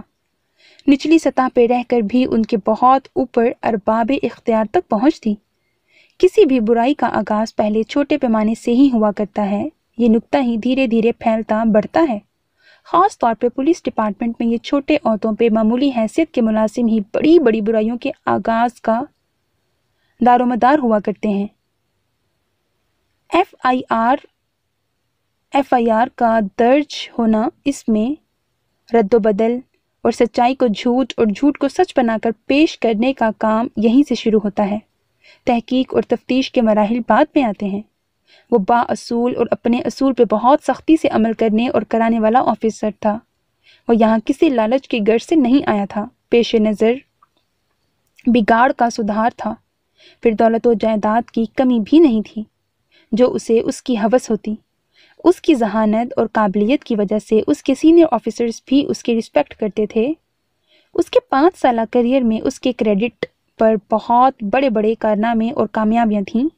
فرائض کی ادائیگی اس کے نزدیک پہلی ترجیح تھی اور اس کا ایک بہت واضح اور کھلا ثبوت علیزے کو شادی کی پہلی رات ہی مل بھی چکا تھا، جب وہ اسے اتنے ارمانوں سے بیاہ کر لانے کے بعد ہزاروں روپے کی لاگت سے سجا سجایا اپنا خواب کدہ اور سپنوں کی شہزادی کو چھوڑ کر اپنی وردی سے وابستہ وعدہ وفا کرنے چلا گیا تھا.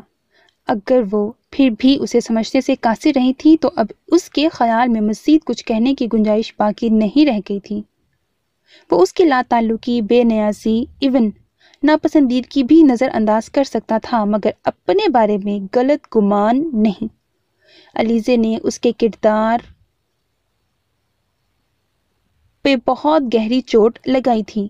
حالانکہ اس نے فرمان اور ارشد سے تعلق رکھنے والے اس گھر کی عورت کو اس لیے اپنی زندگی میں شامل کرنے میں قباحت نہیں کی تھی کہ اس کے خیال میں ارشد اور فرمان اگر غلط تھے تو ضروری نہیں کہ اس گھر سے وابستہ باقی بھی غلط ہوں. جبکہ دوسری طرف فرمان اور ارشد اس سے رشتہ داری ہو جانے کے بعد سے تو جیسے مزید شیر ہو گئے تھے. ابھی کل کی ہی بات تھی. عزت نے مخبری ہونے پر بروقت اور فوری ایکشن لیتے ہوئے ہیروئن فروخت کرنے والے ایک گروہ کو پکڑا تھا جو اسکول کالجز کے بچوں سے لے کر گلی محلوں میں ٹھیلوں پہ شکرکندی اور فروٹ چاٹ وغیرہ میں اس زہر قاتل کو شامل کر کے نئی نسل کو تباہی کے دھانے کی جانب گھسیٹ رہے تھے. عزت نے اس کیس پہ بہت تحقیق کی تھی. تب یہ بات سامنے آئی تھی کہ اس طرح بچوں کو نشے کا عادی بنانے کے بعد وہ لوگ پھر باقاعدہ پیسے لے کر پڑیاں فروخت کرتے تھے اور غریب گھروں کے بچے پیسے نہ ہونے کی بدولت گھر کا سامان تک چوری کر کے ان کے ہاتھوں بیچ کر پڑی خرید لیا کرتے تھے. یہ ایسا دردناک المیہ تھا جس نے عزت کو اندر تک دکھی کر دیا تھا. عزت کا ارادہ اس گروہ کی گرفتاری کے بعد سختی سے ان کے خلاف ایکشن لینے کا تھا، مگر اگلے ہی روز جب اس نے اس کیس کی فائل سٹڈی کرتے ہوئے سب انسپکٹر ارسلان احمد کو اس گروہ کے سرگنا کو اپنے پاس بلا کر لانے کا آرڈر کیا تو ارسلان نے اسے یہ بات بتا کر حیران کر دیا کہ ایس ایچ او ارشد کے کہنے پر وہ گروہ رات ہی ضمانت پہ رہا کر دیا گیا ہے. کیا مطلب؟ کس کے کہنے پہ؟ اسے اتنا طیش آیا تھا کہ وہ بیٹھے سے غضب کی کیفیت میں اٹھ کر کھڑا ہو گیا. ارسلان اس کے اتنے شدید رد عمل پہ ہونک نظر آنے لگا. سوری سر، میں اس بارے میں کچھ زیادہ نہیں جانتا، لیکن آج صبح جب میں ان کا بیان لینے کی غرض سے گیا تو انہیں حوالات میں نہیں پایا. تب ایس ایچ او ارشد نے ہی مجھے بتایا تھا کہ ان کی ضمانت کر دی گئی ہے اور یہ کارروائی آپ کی موجودگی میں ہی ہوئی ہے. ارسلان ہنوز الجھے ہوئے انداز میں اسے دیکھتا وضاحت پیش کر رہا تھا. ارشد کو بلا کر لاؤ میرے پاس، ہری اپ، اس نے غیظ و غضب سے بھرتے ہوئے کہا تو ارسلان سلیوٹ جھاڑتا رخصت ہو گیا. اگلے چند لمحوں میں ہی ارشد اس کے سامنے تھا. جی بھائی جان. کیا بے تکلفی اور بے نیازی تھی۔ ہیڈ کوارٹر کے رولز کے مطابق وہ سلیوٹ کو بھی غیر ضروری خیال کر چکا تھا۔ شٹ اپ، یہ آفس ہے اور اس کے رولز کے مطابق تم مجھے صرف سر کہہ سکتے ہو۔ اس قسم کی رشتہ داریاں اس چار دیواری سے باہر رہ جاتی ہیں۔ عزت رحمان کا اشتعال مزید بڑھ گیا۔ جی سر۔ اشجد نے اس کے لال بھبوکا ہوئے چہرے کو خائف ہوئے بغیر دیکھا اور جیسے نہ چاہتے ہوئے بھی سلیوٹ کر ڈالا۔ ہیروئن فروخت کرنے والے گینگ کو تم نے رہا کیا تھا؟ اس کا لہجہ بے حد کڑا تھا۔ جی سر۔ کس سے پوچھ کر؟ اور اب تم یہ کہتے پھرتے ہو کہ یہ کام میری موجودگی اور رضامندی سے کیا گیا ہے؟ وہ اتنی زور سے دھاڑا کہ اس کے کمرے کی دیواریں بھی لرز اٹھیں۔ سر میں اشجد اس کے تیوروں سے کھسیا سا گیا تھا۔ Shut up, just shut up. یہ بتاؤ کتنے پیسے لیے تم نے اس کام کے؟ وہ سر آپ فکر نہ کریں، آپ کا حصہ بھی ہے۔ اب آیا نا اونٹ پہاڑ کے نیچے، ابا بھی یہی کہتے تھے، کب تک بچے گا یہ پارسائی بھی۔ آخر ایک دن اس کی بات ادھوری رہ گئی۔ عزت کو ایسا طیش آیا کہ وہ کسی طور بھی اس بکواس کے بعد خود پہ کنٹرول نہیں کر سکا۔ اس کا ہاتھ اٹھا تھا اور اشجد کئی قدم پیچھے تک لڑکھڑاتا چلا گیا۔ پتہ نہیں وہ واقعی اس قدر احمق تھا یا اس بن جانے والے رشتے نے اس سے یہ احمقانہ بات کہلوا دی تھی۔ جو کچھ بھی تھا، عزت کے غضب کو آواز دی تھی اس نے۔ اس بدتمیزی پہ میں تمہیں ٹرمینیٹ بھی کر سکتا ہوں۔ Now get lost from here. Ashjad کی ناک سے پھوٹ پڑنے والے خون کی دھار کو حقارت بھری نظروں سے دیکھتا عزت اتنی برہمی سے بولا کہ ارسلان بھی اپنی جگہ پہ سہم کر لڑکھڑا گیا تھا، جبکہ اشجد اس پہ ایک عدد تند و تیز نگاہ ڈالتا ایک جھٹکے سے پلٹ کر اس کے آفس سے نکل گیا۔ نیکسٹ سین۔ السلام علیکم داماد جی، کیا احوال ہیں؟ اس کا ذہن ابھی انہی سوچوں میں ڈوبا ہوا تھا جب اس آواز نے اسے چونکا دیا۔ عزت کا ہاتھ لیمپ کے بٹن پہ ساکن ہو گیا۔ فرمان کے ساتھ اشجد کو اپنے بیڈ روم کے دروازے پہ کھڑا دیکھ کر اس کے حلق میں صحیح معنوں میں کڑواہٹ گھل گئی۔ سوچا گھر پہ اس رشتے کے حوالے سے ملا جا سکتا ہے، سو چلے آئے۔ وہ اس کے چہرے کے تاثرات کو محسوس ہونے والی نظروں سے دیکھتے گہرے طنز سے بولے۔ عزت کچھ کہے بغیر سیدھا ہو کر بیٹھ گیا، جبکہ ان دونوں نے بھی اس کے سامنے صوفے پہ نشستیں سنبھال لی تھیں۔ لگتا ہے آفس میں آپ کو رشتوں کا حوالہ پسند نہیں؟ ایسی بھی کیا بے مروتی داماد جی، ہم تو خوش تھے کہ اتنے بڑے عہدے کا مالک بندہ ہمارا داماد ہے، مگر آپ بتا سکتے ہیں آپ نے کس سلسلے میں زحمت کی؟ وہ اب ان لوگوں سے اس تعلق کے حوالے سے بھی مروت برتنے کو تیار نہیں تھا جب ہی کسی قدر رکھائی کا مظاہرہ کیا۔ سنا ہے داماد جی آپ نے آج ہمارے بیٹے اور اپنے سالے صاحب سے بہت بدتمیزی کی ہے، تھپڑ تک مار دیا اس معمولی سب انسپکٹر کے سامنے۔ وہ اپنے مخصوص اجڑ جاہلانہ انداز میں بات کر رہے تھے۔ اگر آپ اس بات سے آگاہ ہوئے ہیں تو اس کی وجہ بھی ضرور معلوم ہوگی۔ بتائیے کس کی اجازت سے اس نے اتنا بڑا سٹیپ لیا اور پھر الزام بھی مجھ پہ ڈال دیا۔ اس کی سزا کی بات مت کرو داماد جی، اس کا اختیار تمہارے پاس بھی نہیں ہے۔ تمہارا عہدہ بڑا ضرور ہے مگر سب سے بڑا بہرحال نہیں ہے، اور نہ ہی ہمیں ان کاموں میں نئے اور معمولی سمجھو۔ تم کیا سمجھ رہے ہو ہم نے یہ اتنے بڑے بڑے کام خود اکیلے ہی کر لیے؟ ارے بابو، ہماری پشت پہ بڑے مضبوط اور بڑے بڑے ہاتھ ہیں۔ میں تمہیں بس یہی سمجھانے آیا تھا کہ آئندہ اس غلطی کو مت دہرانا، اور جو جیسا چلتا ہے چلنے دو، ورنہ عزت نے بہت طنز سے ان کی شفاف نگاہوں میں جھانکا اور استفسار کیا۔ ورنہ یہی کہ تم ہمیں اپنے بیٹے سے بڑھ کر عزیز بہرحال نہیں ہو۔ جتنی انسلٹ آج تم نے اس کی کر دی ہے، اسے بھی صرف اس لیے معاف کر رہے ہیں کہ تم ہماری بیٹی کے سرتاج ہو، ورنہ آج ہی تمہیں ہماری طاقت اور مضبوطی کا اندازہ اچھی طرح سے ہو جاتا۔ چلو بیٹا، امید ہے آئندہ داماد جی ہمیں ایسی شکایت کا موقع نہیں دیں گے۔ وہ لوگ جیسے آئے تھے اچانک بنا آہٹ کے ویسے ہی چلے گئے تھے۔ عزت خاموش کھڑا تھا، اس کی گہری پرکشش آنکھوں میں گہری سوچ کا عکس تھا۔ جب علیزے تیزی سے اندر آئی تھی، یہ ابا اور بھائی کیوں آئے تھے؟ کچھ کھایا پیا بھی نہیں اور چلے گئے، حالانکہ میں نے روکا بھی تھا۔ عزت نے چونکتے ہوئے اسے دیکھا تھا اور کچھ کہے بغیر دوبارہ بستر پہ دراز ہو گیا تو علیزے جھنجھلا گئی۔ اور اس پہ ایک غصیلی نگاہ ڈالتی کمرے سے نکل گئی۔ عزت ہنوز کسی سوچ میں گم تھا۔ نیکسٹ سین۔ کون جانتا ہے، کسے پتا ہے کراچی میں فرانسیسیوں کا قتل کس نے کیا؟ جو جانتے ہیں وہ اتنا آہستہ بولتے ہیں کہ کوئی سن نہ لے۔ ظاہر ہے کون ہے جو سرکاری راز کے افشا ہونے کے جرم کا مرتکب ہونا پسند کرے گا؟ ہر بار بجٹ پہلے سے شدید اور بھاری، وزیر اعظم کے ماہانہ اخراجات 10 کروڑ اور بیرون ملک کے اخراجات ماہانہ 10 کروڑ، صدراتی اخراجات ماہانہ 15 کروڑ، یہ بھی کم ہی ہوں گے، اگر زیادہ ہوتے تو قوم چیختی نہ۔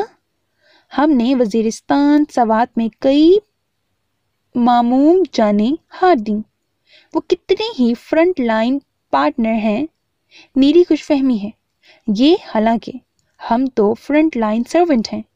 جمہوریت آ گئی مگر 17ویں ترمیم نہیں گئی۔ لال مسجد کا خون رنگ المیہ ہی درد مندوں کو ہلانے کو کافی تھا کہ احمد شہید کی دھرتی مالاکنڈ ڈویژن کا سینہ شق کر دیا گیا۔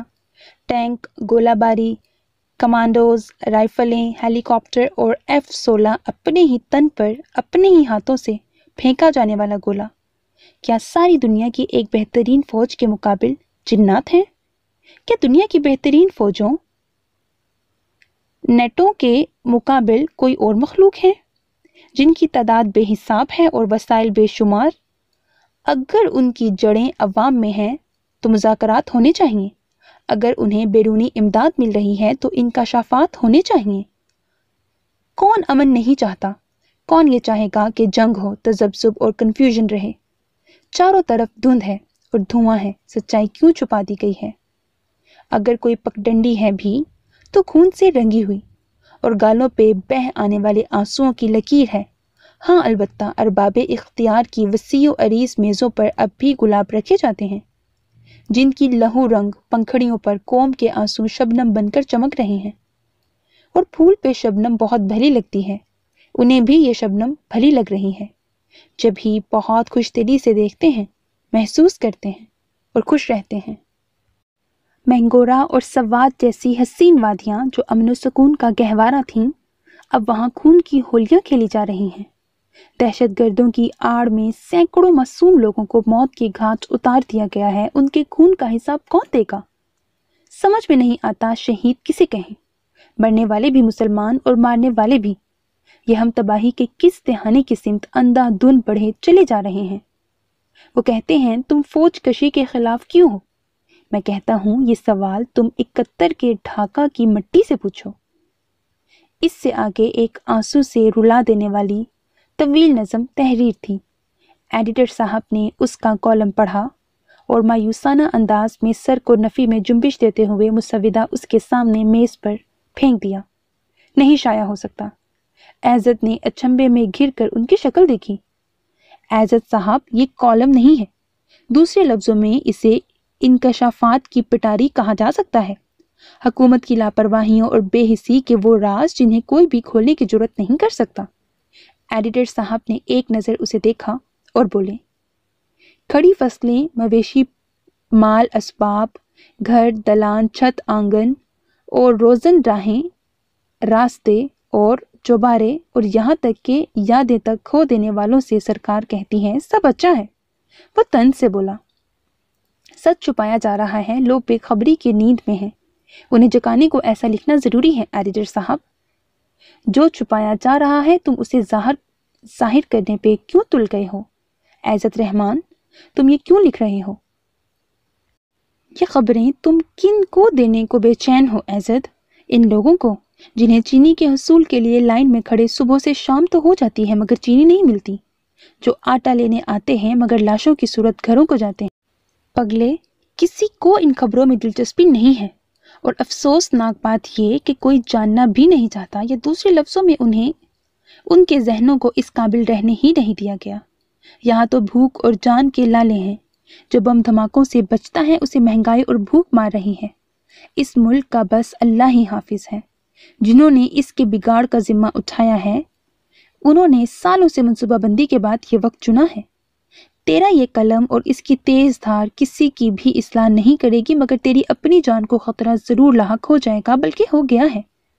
میں یہ کالم اس لیے بھی نہیں چھاپ سکتا کہ مجھے اس کو نہ چھاپنے کی تائید کی گئی ہے، باقاعدہ دھمکیوں کے ساتھ، اور مجھے اپنی عزت اور جان عزیز ہے۔ وہ اپنی مجبوریاں بیان کر رہے تھے بلکہ اسے بھی سمجھا رہے تھے۔ دیکھو، جب چاروں طرف آئینے ہوں تو سنگ نہیں اچھلے جاتے۔ اور ایزد، وہ مسکرا دیا تھا۔ اس کی مسکراہٹ میں زخم خوردگی تھی، بڑی کانٹ اور تلخی تھی، اور ہوتی بھی کیوں نہ۔ ایڈیٹر صاحب کی منطق ہی اتنی عجیب تھی۔ وہ برائی کو آئینے اور خود گوئی کو سنگ سے تشبیہ دے رہے تھے، مگر وہ بھی کیا کرتے؟ یہاں ہر کوئی ہی راستے میں آگ آنے پر جھاڑیوں سے اپنا دامن بچا کر سمیٹ کر گزرنے کا عادی بنتا جا رہا تھا، چاہے اس احتیاط پسندی میں راہوں میں ہر سو ببول اگ آئیں اور بعد میں آنے والی نسلوں کے پاؤں فگار ہوتے رہیں تو ہوتے رہیں، ہمیں کون سا دیکھنے کو موجود ہونا ہے؟ جس طرح معاملہ چلتا ہے چلنے دو۔ تم ایک اکیلے یا میں ایک اکیلا اتنے بڑے ملک کے اتنے بڑے بگاڑ کو نہیں سدھار سکتے۔ وہ جانے کو اٹھا تو ایڈیٹر صاحب نے پھر سے نصیحت کرنا فرض جانا اور اس نے لب بھینچ دیے۔ وہ کہہ نہیں سکا، ایک اکیلے آپ یا ایک اکیلا میں تو ٹھیک ہو سکتے ہیں، مگر وہ جان گیا تھا کہنے کا فائدہ نہیں تھا۔ انسان اگر اپنا ذہن بند کرے تو کتنے ہی دلائل اور کیسا ہی استدلال ہو، کتنے ہی شواہد و حقائق ہوں، سب لا حاصل لا یقینی ہو جاتے ہیں۔ جب ذہن ذاتی مفاد کی خاطر کوئی حتمی رائے قائم کر لیتا ہے تو پھر شعور کے دروازوں پر تن آسانیوں کے قفل لگ جاتے ہیں، پھر لاکھ سچ کی ہوا میں صدائیں بن کر ان سے ٹکرائیں، کوئی اثر نہیں ہوتا۔ جبھی وہ چپ چاپ وہاں سے اٹھ آیا تھا تو بہت مزمل ہو رہا تھا۔ حالات یکدم ہی اس کے مخالف چل پڑے تھے، ہر طرف سے مشکلات اسے گھیر رہی تھیں۔ وہ تو دل میں عزائم کی پوٹلی باندھ کر لایا تھا، سچائی کی جستجو اور جھوٹ سے بھڑک جانے والا تھا۔ سچائی، دیانت، محنت، جاں فشانی سے چلتا ہوا راستے کے پتھروں کو ٹھوکروں سے اڑاتا آیا تھا، مگر اب راستے میں پتھر نہیں، دیواریں آ کھڑی ہوئی تھیں، وہ بھی سیسا پلائی۔ فرمان نے صحیح کہا تھا، وہ بڑا آفیسر بھلے تھا مگر سب سے بڑا تو نہیں تھا۔ آج صبح ہی اس کی ہیڈ کوارٹرز میں طلبی ہوئی تھی اور ڈی آئی جی کی تلخ و ترش باتیں سن کر ساتھ میں پندہ و تسا کی پوٹلی اٹھائے وہ باہر نکلا تو اس پوٹلی کو وہیں راستے میں پھینک آیا تھا، مگر اب کی یہ تکن بہت نڈھال کر رہی تھی۔ گھر آنے کے بعد وہ کسی سے بھی کلام کیے بغیر اپنے بیڈ روم میں آیا اور کالم والی فائل ٹیبل پہ پھینک کر اپنے دہکتے تپتے ہوئے دماغ کو ٹھنڈا کرنے کی غرض سے واش روم میں بند ہو گیا۔ نیکسٹ سین، علیزے ماما کے ساتھ باربیکیو ٹرائی کر رہی تھی جب اس نے عزت کو بہت پس مردہ اور تھکے ہوئے انداز میں اپنے کمرے کی جانب جاتے دیکھا۔ ماما کے ہی کہنے پہ وہ اس کے پیچھے بیڈ روم میں آئی تھی، ورنہ اسے بھلا اس کی کیا پرواہ ہونی تھی۔ دیکھو بیٹا، ایزی آ گیا ہے، یہ تو تیار ہی ہے، چائے میں بنواتی ہوں، تم ایزی سے کہو فریش ہو کے لان میں ہی آ جائے۔ وہ سر ہلاتی کچن سے نکل کر بیڈ روم میں آئی تو واش روم سے پانی گرنے کی آواز آ رہی تھی۔ وہ وہیں اس کے انتظار میں بیٹھ گئی۔ جبھی نظروں کی گرفت میں بلو فائل آ گئی تھی، اس نے تجسس کے ہاتھوں مجبور ہو کر وہ فائل کھول لی، شاید کوئی کلو ملے مسٹر کی کرپشن ثابت کرنے کا۔ پہلا صفحہ پلٹتے ہی اس کی نگاہ ٹھٹک گئی۔ Sky watcher? یہ اخبار کا صفحہ نہیں تھا، بلکہ یہ اس کی ہینڈ رائٹنگ میں تحریر کیا ہوا کالم کا مسودہ تھا۔ سارا کالم اس نے اسی حیرت کے عالم میں پڑھ ڈالا اور چونک گئی۔ کیا مطلب یہ اسکائی واچر؟ او مائی گاڈ! وہ صحیح معنوں میں چکرا بھی گئی تھی۔ عزت واش روم کا دروازہ کھولتا ہوا بیڈ روم میں آ گیا۔ سنیے عزت، یہ کالم؟ وہ اسے دیکھتے ہی لپک کر اس کے نزدیک آئی، انداز و آواز میں ایک عجیب جوش اور غیر یقینی بیک وقت تھی۔ عزت نے تولیہ گلے سے کھینچ کر صوفے پہ اچھالتے ہوئے ایک نظر اس کے تمتماتے ہوئے چہرے کو دیکھا اور اسی سنجیدگی کے حصار میں گھرے ڈریسنگ ٹیبل سے برش اٹھا کر بال بنانے شروع کر دیے۔ یہ کون لکھتا ہے؟ 2 قدم بڑھا کر مزید اس کے نزدیک ہوتی ہوئی توجہ حاصل کرنے کو زور سے مگر بے صبری سے بولی۔ غالباً اس کے فرنٹ پیج پہ کالم نگار کا نام لکھا ہوا ہے۔ عزت نے برش رکھ کر اب خود پہ پرفیوم کی پھوار برسانا شروع کر دی۔ مگر یہ اسکائی واچر یہ آپ لکھتے ہیں اسکائی واچر کے فرضی نام سے؟ اس کی آنکھوں میں تحیر ہی تحیر تھا جسے عزت نے بڑے ہی اطمینان سے دیکھا اور اسی اطمینان سے بولا تھا، ہاں، کیونکہ مجھے کسی نے کہا تھا صرف سیل فون پہ ملی نغمے لگانے سے کوئی محب وطن نہیں بن جاتا۔ علیزے ایک دم خفت سے سرخ پڑ گئی مگر پھر خود کو سنبھال کر بولی، مگر یہ تو غالباً نہیں، یقیناً آپ اس سے بہت پہلے سے لکھتے ہیں۔ شاید اس لیے کہ میں اس سے پہلے سے ہی محب وطن تھا۔ اب کہ عزت نے رخ پھیرا اور اس کی آنکھوں میں جھانک کر مسکرایا تھا، علیزے بری طرح سے جھیپ گئی اور اسی جھیپ کو مٹانے کی غرض سے اس کے کاندھے پہ ایک ہلکا سا مکہ مارتے ہوئے بھنا کر بولی تھی، آپ مجھے بتا تو سکتے تھے نا؟ مجھے اپنے متعلق وضاحتیں دیکھ کر اچھا بننے سے نفرت ہے۔ عزت نے مسکراہٹ ضبط کر کے بڑی سنجیدگی سے اطلاع دی۔ علیزے اسے گھور کر رہ گئی جبکہ عزت اس کا گال تھپک کر لیپ ٹاپ کے سامنے بیٹھ گیا۔ آپ بزی ہیں؟ مما نے چائے کے ساتھ باربیکیو کا اہتمام کیا ہے آپ کے لیے۔ وہ اس کی توجہ کا مرکز نہیں ہے۔ یہ دیکھ کر علیزے کو ایک عجیب سے احساس نے گھیر لیا۔ سوری ڈیئر، ماما سے کہہ دو میرا حصہ سنبھال رکھیں، اس کام کو نپٹا کر ہی میں کچھ کھا سکوں گا۔ اس جواب نے علیزے کو مزید بجھا دیا۔ میں آپ کے لیے یہی لے آتی ہوں۔ نہیں، صرف چائے۔ وہ لیپ ٹاپ آن کر رہا تھا، کچھ تو حل نکالنا تھا اس مسئلے کا، اور کیا یہ اس کا ذہن 15 منٹ کے شاور کے دوران سوچ چکا تھا۔ یہ سچائی دکھانے کے دعوے سب جھوٹ ہے، دھوکہ ہے، آئینے کا ایک رخ، اور اگر پانی کے سارے دھارے اسی ایک رخ سے بہنے لگیں تو سوکھتے دھانوں کا کیا ہوگا، جبکہ وہ اس مسلسل منصوبہ بندی کے ساتھ دکھائی جانے والے کھیل کا حصہ نہیں بن سکتا تھا۔ حالات سے بے بس ہو کر ہتھیار ڈال دینا مومن کی نشانی نہیں ہے۔ مومن کی شان یہ ہے کہ آخری دم تک لڑے، مرے یا مار دے تاکہ روز جزا رب کی عدالت میں سرخرو پا سکے۔ یہ طے تھا اسے سر نہیں جھکانا تھا، یہ بھی طے تھا اسے وہ سچ دکھانا تھا جو چھپایا جا رہا تھا۔ عوام کو بھوک اور خوف سے جو بے بسی اور لاچاری عنایت کی جا رہی تھی، اسے اس اندھیرے میں شمع جلانے کا کام سر انجام دینا تھا۔ اے رب، تو نے اسلام کو شک نہیں یقین بنایا ہے، تو پھر مسلمانوں کی اکثریت بے یقین کیوں ہے؟ اے ہمارے رب، عطا فرما ہمیں اپنی جناب سے خاص رحمت اور مہیا فرما تو ہمیں ہمارے معاملات میں درستگی۔ اس نے سورہ کہف میں رقم دعا پوری شدتوں سے اپنے رب سے مانگی تو ذہن پہ چھائی مایوسی کی دھند بھی جیسے دھیرے دھیرے چھٹنے لگی۔ اس نے لیپ ٹاپ پہ اپنے مرتب کردہ شواہد و حقائق کی روشنی میں ایک پمفلٹ تیار کیا، پھر اس نے پرنٹر لیپ ٹاپ سے منسلک کیا۔ 3 گھنٹے کی محنت سے 50 پمفلٹ تیار تھے۔ اس کے بعد اس نے موبائل سے مختلف شعبہ ہائے زندگی سے تعلق رکھنے والے ان افراد کی ایک فہرست تیار کی جنہیں یہ پمفلٹ پہنچانے تھے۔ اس کام میں مزید وقت صرف ہوا۔ وہ اتنا مصروف تھا، اتنا مگن تھا کہ کچھ فاصلے پہ پلکیں جھپکائے بنا اپنی طرف محبت و عقیدت بھری نظروں سے دیکھتی علیزے کی ان نگاہوں کے ارتکاز نے بھی اسے نہیں چونکایا تھا۔ 5 گھنٹے قبل وہ جتنا بد دل اور اداس تھا، اب اسی قدر پرعزم، پر امید اور ہلکا پھلکا ہو رہا تھا۔